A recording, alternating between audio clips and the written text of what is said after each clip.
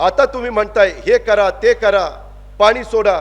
अरे मागं जर सरकार आपलं असतं तर नुसत्या शंकरराव गडाख पाटलाच्या फोनवर पाणी सोडलं असतं.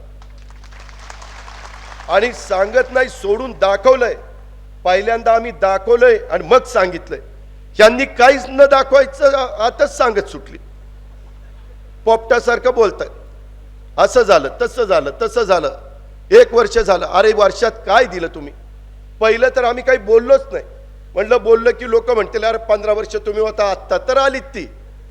म्हणून 6 महिने 9 महिने गप्पा बसलो. म्हणलं 9 महिने तरी गप्पा बसूया. पण आता वर्षभर गप्पा बसलो.